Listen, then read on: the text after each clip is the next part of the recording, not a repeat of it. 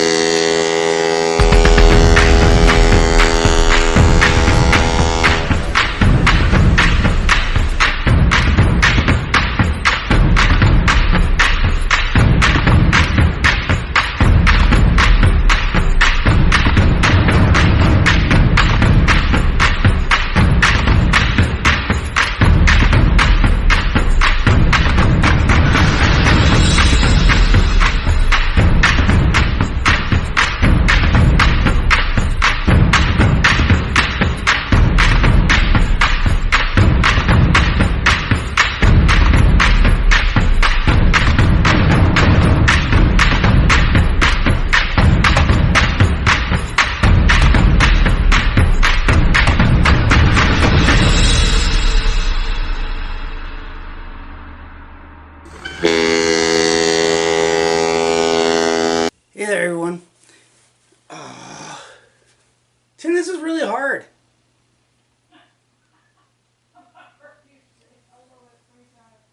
I don't know, I can't even get past hello. Hey, how you guys doing?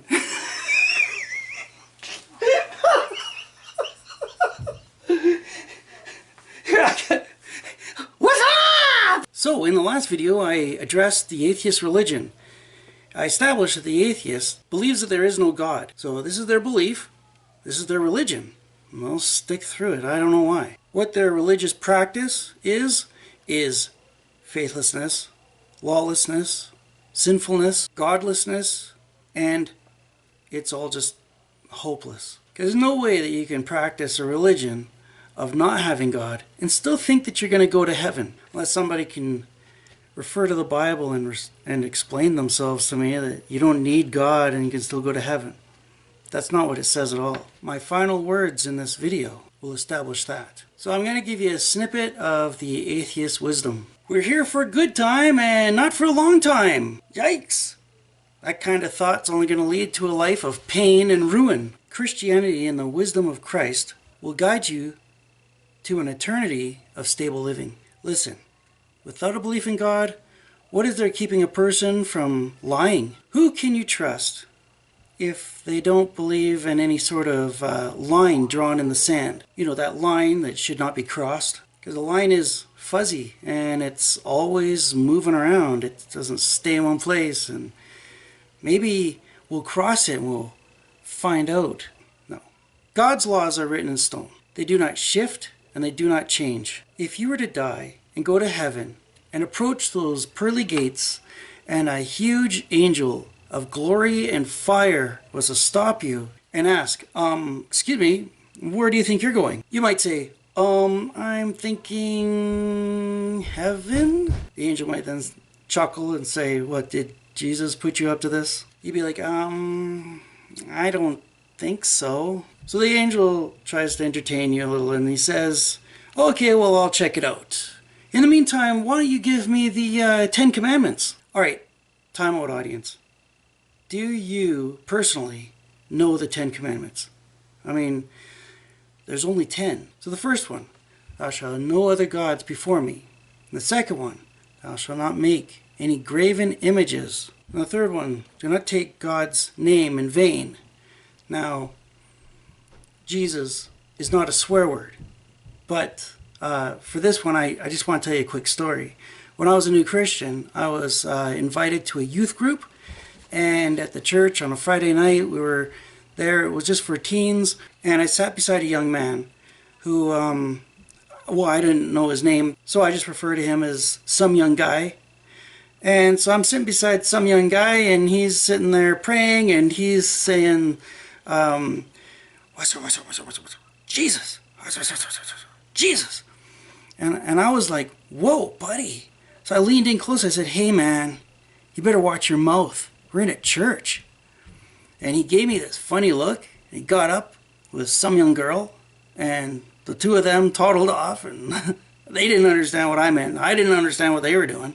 Because to me at the time, anytime I ever heard the word Jesus, it's just some people say when they stub their toe or whatever. So number 4 is to keep the Sabbath day holy. And I don't know if you know this, but in the Jewish culture, the Sabbath day is a Saturday, not a like a Sunday. The Sunday is our holy day. But in a calendar week, we have Sunday, Monday, Tuesday, Wednesday, Thursday, Friday, and these are the 6 days of the week, and the 7th day is Saturday. The 7th day is the day of rest. So Saturday is the Sabbath. And it just makes sense because, like, I don't know where exactly it changed, but I think Easter Sunday. Number 5 is honor your father and your mother. Number 6 is do not kill. Number 7, do not commit adultery. So people should have marital relations within a marriage. God is very big on this. I don't know if you know this. I was going to refer to this in a different video, but God refers to Adam and Eve as husband and wife in the 2nd chapter of Genesis. And because of this, there is something missing in Genesis, the marriage of Adam and Eve. But anyway, that's a different story. Number 8 is do not steal. Number 9 is thou shalt not bear false witness to thy neighbor. So, who is your neighbor? Everyone is your neighbor. And what is this false witness it's speaking about? It means do not lie. And number 10, thou shalt not covet thy neighbor's goods. You shouldn't want something that doesn't belong to you anyway. So, just give stuff back. So, now you know the 10 Commandments. Well, if you don't know them and you don't remember them, there is a way that in Sunday school they want to teach children how to remember the 10 Commandments. And I'll just show you because what works for kids works for adults too. And we should all know the 10 Commandments. They're a holy law. Rarely do you ever see a law broken down into just 10. Every law is like hundreds of laws. Our law is hundreds, and even the Jewish law, if you were to break it down, there's hundreds. We're just referring to the 10 Commandments here. First of the 10 Commandments, thou shalt have only one God. See? Easy. The second commandment, thou shalt not bow down to any graven image or an idol. The third commandment is like a W. Mind your words. Don't curse. Every word you speak is scrutinized by God, just as every Christian scrutinizes every word we read from the Bible. Okay, number 4 is stop. Okay? Stop and rest on the Sabbath. Take it easy. Number 5 is to salute. Honor your mother and your father. Yes, ma'am. Yes, sir. And number 6 is do not murder. See? Number 6. Number 6. Do not murder. Oh! Oh! Oh! Oh! Oh! Do you remember number 6 now? I don't think you'll ever forget that. So number 7 is there are 2 people in a marriage, not 5. 5, 6, 7, right? Number 7 is there are 2 people in a marriage, not 5. Do not commit adultery. So number 8 is do not steal. In some countries, if you steal, they'll cut off your thumbs. It also means bars of a prison. So number 8, do not steal. So number 9 is like this. We all have 5 fingers on each hand, not 4. We have 5, not 4. Don't lie. Basically, number 9 is do not lie. And number 10 is do not covet. Do not covet. Do not take what is not yours, and you should not want what belongs to somebody else. So there you are. You got the 10 commandments. And if you remember those symbols with your hands, and there it is. I mean, what number of the 10 commandments do you want to know? Number 3, remember, that's the W. You know, it's just like this. So anyway, I'm not going to go on and on. In the book of Matthew chapter 23, God has taken the 10 commandments and condensed them all into just one law.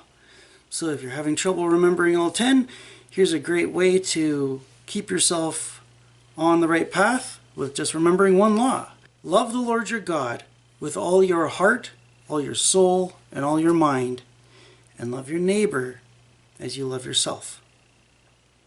That's it. Through this one rule, if humans obey it, they have no choice but to restore the broken relationship between humans and God. Ultimately, that's what God wants.